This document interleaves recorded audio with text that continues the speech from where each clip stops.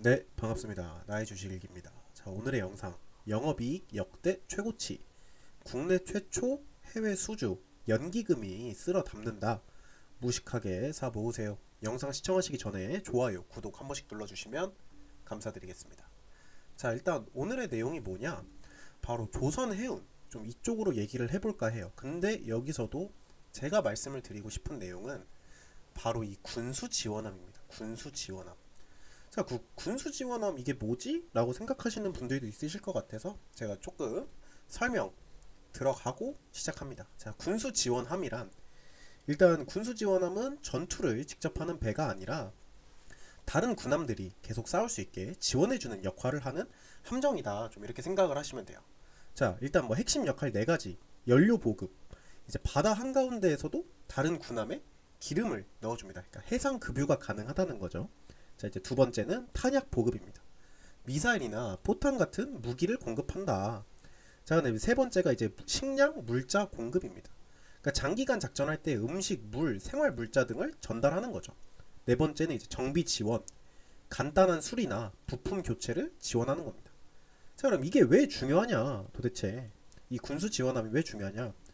군함은 연료나 탄약이 없으면 그냥 떠있는 쇳덩어리예요. 쇳덩어리. 그렇기 때문에 군수 지원함이 없으면 멀리 나가는 작전 자체가 불가능합니다.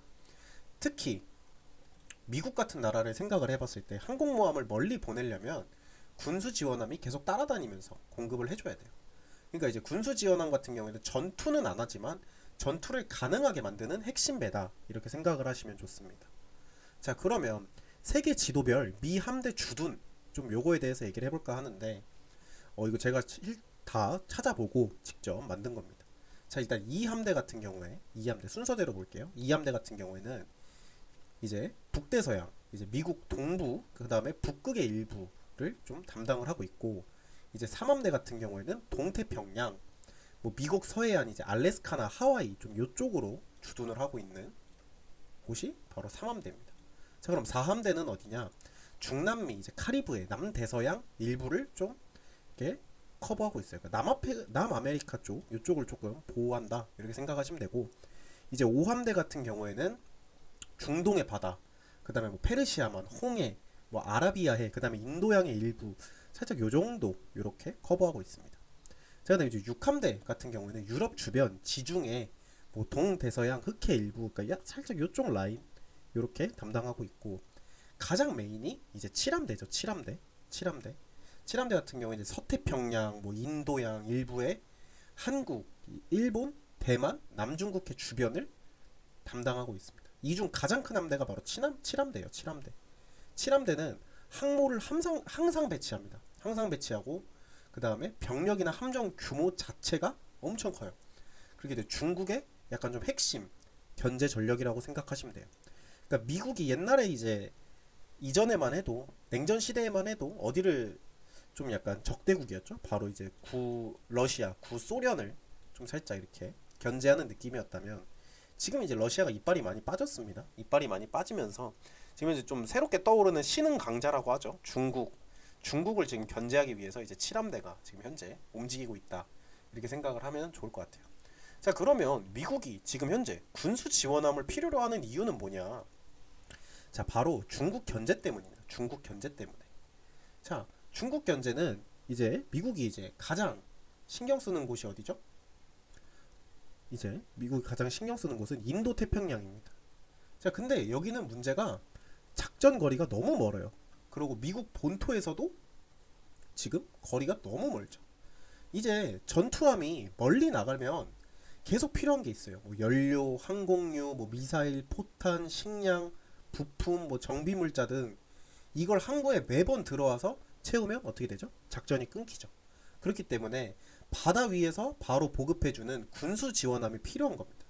이제 미 해군도 NGLS라는 차세대 군수 지원함을 분쟁 가능 지역에서 함대를 지속시키기 위한 보급함으로 지금 현재 추진 중이다, 이렇게 생각을 하시면 될 것 같고, 그 다음에 항모도 보급 없이는 결국 의미가 없어요. 근데 이제 여기서 우리가 조금 알아야 되는 게, 항모 자체는 뭐죠? 원자력으로 배 자체 연료를 굴립니다. 그렇기 때문에 배 자체 연료는 오래 다니지만 같이 다니는 구축함이나 순양함은 연료가 필요한 거죠. 그리고 이제 항공모함의 핵심 전력이 뭐죠? 바로 전투기죠. 전투기 같은 경우에는 항공료가 필요하다는 거죠. 즉 항모 전단이 움직이면 필요한 게 많아지는 거예요. 이제 뭐 전투기 항공유라던가 뭐 호위함의 연료, 그다음 미사일, 뭐 식량, 수리 부품 등. 그래서 이제 군수 지원함이 따라 붙어야 항모 전단이 계속 작전을 할 수 있는 거죠. 그러니까 미 해군 전투 군수함은 이제 연료 탄약, 그다음 뭐 식량, 예비 부품을 보급하는 역할을 지금 현재 하고 있습니다. 자, 이제 세 번째 이제 뭐죠? 바로 전쟁 시 항구나 기지의 공격입니다. 자, 중국과 이제 충돌 상황이 생겼을 때 이제 뭐 미국이 괌, 일본, 뭐 필리핀 같은 기지만 의존하기에는 어려워요. 필리핀 기지에 의존하기 좀 어렵고, 그 다음에 이제 상대가 미사일로 뭐 항구나 연료 저장소, 뭐 공군 기지, 보급 기지를 때릴 수도 있죠. 그렇기 때문에 미국은 보급을 한 곳에다가 약간 몰아놓는다기보다는 바다 위에서 분산을 해서 좀 소급하려고 하는 경향이 강합니다. 이거를 이제 군수 지원함이 많으면 전투함들이 여러 지역으로 흩어져도 계속 이제 연료나 뭐 탄약을 좀 받을 수 있죠. 그러니까 인도나 태평양 연료 체계의 취약점으로도 함대 급유함, 뭐 부족 전진, 뭐 연료 허브, 뭐 집중 동맹, 뭐 항구 접근성 등이 지적이 될 정도로 이게 예전에 이제 태평양 전쟁 당시에 진주만이 공격을 가장 크게 받았고 미국에서 가장 역사적으로 많은 사상자를 냈고 가장 많은 피해를 받았다. 그러니까 최초로 본토가 공격당했다 하는 곳이 어디죠? 진주만입니다. 근데 이제 그때 진주만이 왜 도대체 어떤 이유에서 가장 많은 피해를 받았냐? 바로 예상치도 못하게 진주만에 이제 많은 배들이 정박해 있습니다. 그 정박되어 있는 배들이 이렇게 다 붙어 있어요. 항구에 붙어 있다 보니 거기에 동시 포격을 받으면서 이제 많은 사상자가 나왔죠. 그렇기 때문에 미국은 지금 현 시점에서는 약간 이 한 곳에다가 모아놓거나 이런 거를 선호하지 않습니다. 자, 그다음에 이제 네 번째가 바로 작은 함대들한테 좀 필요해요. 그러니까 이제 미 해군 같은 경우에 요즘 미 해군은 큰 함대보다는 약간 여러 전투함을 넓게 흩어서 좀 배치를 하는 상황이에요. 그러니까 이제 중국이 이렇게 하면 중국을 한 번에 타격하기는 어렵겠죠. 하지만 흩어진 배 이제 대신 문제가 많이 생기는 거죠. 그러니까 흩어진 배들마다 따로 뭐 연료나 탄약 물자를 줘야 됩니다. 그래서 이제 기존 대형 군수 지원함만으로는 부족하고 더 작고 여러 곳에 보관해낼 수 있는 차세대 군수 지원함이 필요한 거죠. 자, 우리가 이제 예를 들어서 배가 이렇게 5대가 이제 좀 작전 지역에 나갔다고 가정을 해볼게요. 그러면 중국이 이 5대를 한 번에 때려버리면 이 모여있는 5대를 한 번에 때려버리면 아무래도 피해가 크겠죠. 근데 여기에 두 대 따로, 그 다음 여 멀리 2대 따로, 그 다음 뭐 여기 1대 따로 라고 가정을 했을 때 중국 결국 3곳을 타격을 해야 됩니다. 그렇기 때문에 이제 중국이 한 번에 타격하기 어려워지기 때문에 약간 좀 이제 여러 전투함을 넓게 흩어서 배치하려는 경향도 강한 거예요. 그러니까 이제 오래 버티며 싸우려면 전투함만 많아서는 의미가 없다는 거죠. 연료 탄약, 그 다음 항공료가 필요하기 때문에 공급할 군수 지원함이 필요하다는 겁니다. 오늘 내용이 막 그렇게 어렵진 않을 거예요. 뭐 이게 좀 제가 최대한 쉽게 간단하게 설명을 하고 있는데 이게 좀 밀떡이라고 우리가 흔히들 많이 얘기를 하죠. 밀떡이란 말 들어보셨을지 모르겠어요. 밀떡. 이제 저도 참고로 밀떡입니다.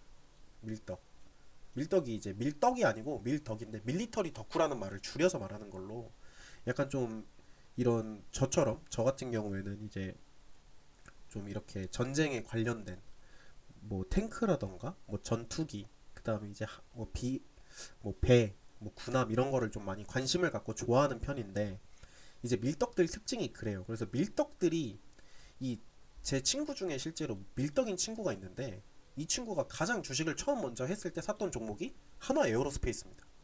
방산주를 먼저 사더라고. 그 다음에 빅텍, 전쟁주죠, 전쟁주. 빅텍을 샀었어요. 그때 당시에. 그러니까 이렇게 약간 밀떡들은 그냥 보는 시야가 이 주식 시장에서도 약간 이 군사 혹은 뭐 밀리터리에 관련된 부분을 좀 많이 보더라고요. 그러니까 어쨌든 제가 오늘 이 내용을 갖고 오는 부분은 뭐 제가 밀떡이고 이래서보다는 지금 되게 흥미로운 내용이 있어서 제가 이제 갖고 온 거거든요. 자, 그러면 지금 미국이 군수 지원함을 필요로 하는 이유에 대해서 제가 말씀을 드렸습니다. 근데 제가 오늘 그럼 미국이 군수 지원함을 필요로 하는데 도대체 주식시장에 무슨 관련이 있냐? 바로 미국이 지금 한국에 군수 지원함을 수주하려고 합니다. 그렇기 때문에 제가 이 내용을 갖고 왔어요. 자, 일단 첫 번째가 미국이 이제 미국 조선수만으로는 지금 부족합니다. 물량 속도를 맞추지를 못하고 있어요. 이제 미 해군 같은 경우에는 차세대 군수 지원함, 즉 소형 보급함을 추진하려고 하고 있습니다. 그러니까 이 배는 이제 전투함에 뭐 연료 탄약 물자를 계속 공급하는 역할이라 이제 중국 견제 같은 장거리 해상 작전에 필수입니다. 자, 근데 여기서 문제가 뭐냐? 미국 조선업 같은 경우에는 인력, 설비 납기 문제로 이제 납기 문제가 크기 때문에 한국 조선사의 설계 생산 노하우가 필요해진 겁니다. 그러면서 한국의 수주를 지금 현재 요청하려고 하고 있는 중이고, 자, 그 다음이 이제 한국 조선업의 장점이 많죠. 일단 뭐 빨리, 그 다음 많이, 싸게, 안정적으로 만드는 능력이 검증된 곳이 바로 한국 조선업입니다. 전 세계가 인정을 하는 거죠. 자, 이제 한국 같은 경우에는 뭐 상선, LNG선, 특수선 같은 건조 경험이 강합니다.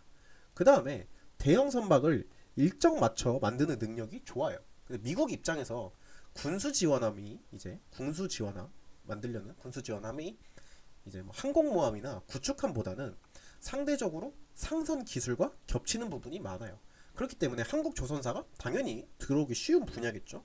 왜냐면 이게 군수 지원함은 좀 느낌이 다른 게 전투를 하는 함이 아니잖아요. 그러니까 이 군수 지원함에 미사일을 단다던가 이럴 필요가 없는 게 어차피 단독 활동을 하지 않습니다.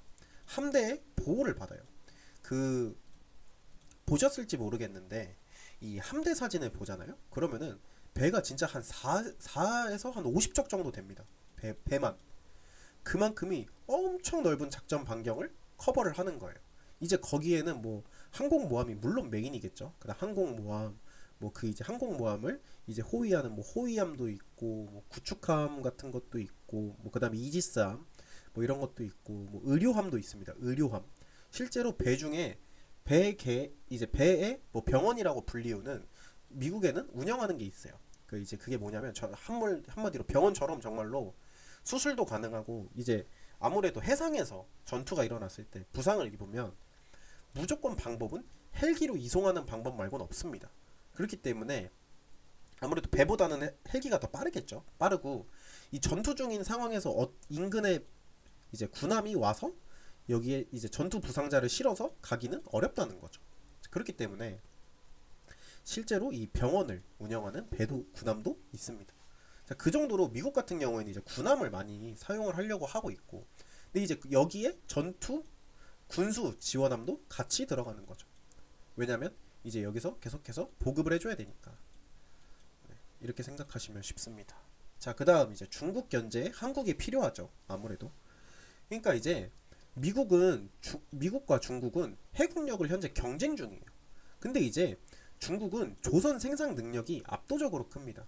실제로 지금 세계 1위의 조선 생산 능력이 바로 중국입니다. 예전엔 한국이었죠. 밀린 지 불과 몇 년 전에 밀린 걸로 지금 현재 알고 있습니다. 자, 그래서 미국은 이제 한국이나 일본 같은 좀 동맹국의 조선 기술을 끌어오려고 해요. 그러니까 한국의 조선 기술이 필요한 거죠. 그러니까 이제 미국 해군의 정비, 그다음에 뭐 건조 보급망을 키우려는 흐름이다. 좀 이렇게 판단하시면 좋을 것 같고, 실제로 한국 조선사가 미 해군 MRO와 신조 설계에 들어가는 건 단순 수주가 아닙니다.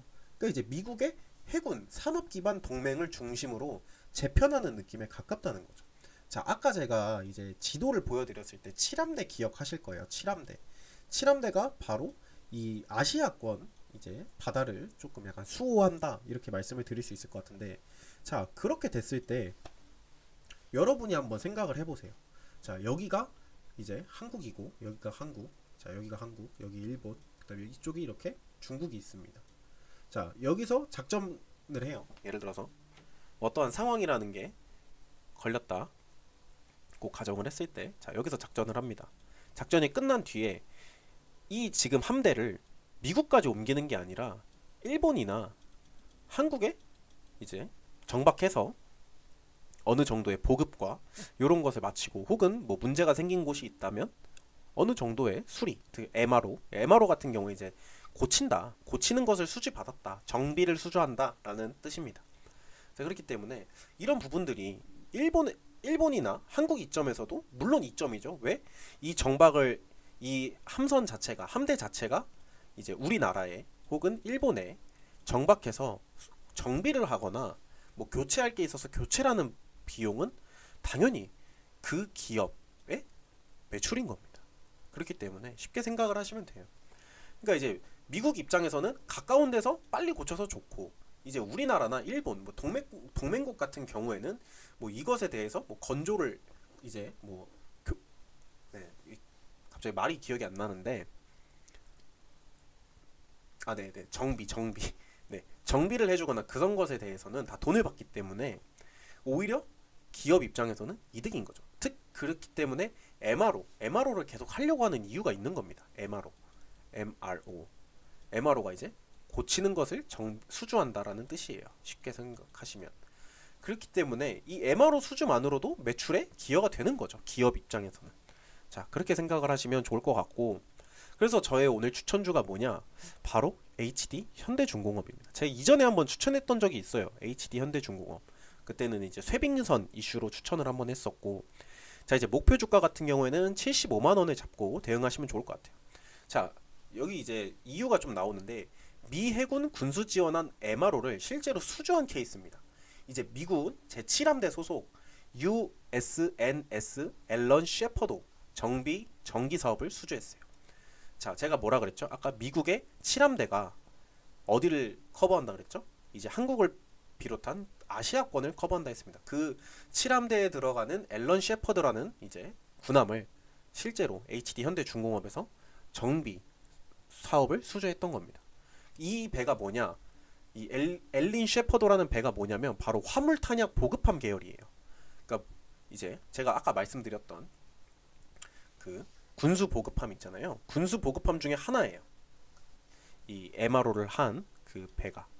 자, 그다음 이제 두 번째가 이제 미 해군 차세대 보조함 건조 협력에 들어갔습니다. 이제 미국 최대 군함 건조사인 JII와 이제 미 해군 차세대 보조함, 이제 즉 군수 지원함 계열 함정의 설계 건조 협력을 맺었습니다. 자, 그 말은 무엇이냐? 미국에서 가장 크게 군함을 만드는 곳이랑 지금 손잡고 군수 지원함 만들고 있다는 뜻입니다. 그 말은 무엇이냐? 미 해군과 같이 지금 현재 일을 하고 있다. 이렇게도 생각을 할 수 있는 거죠. 자, 그다음 이제 한국 조선 기술이 미국의 이제 군함 부족 문제의 대안으로 지금 현재 떠오르고 있어요.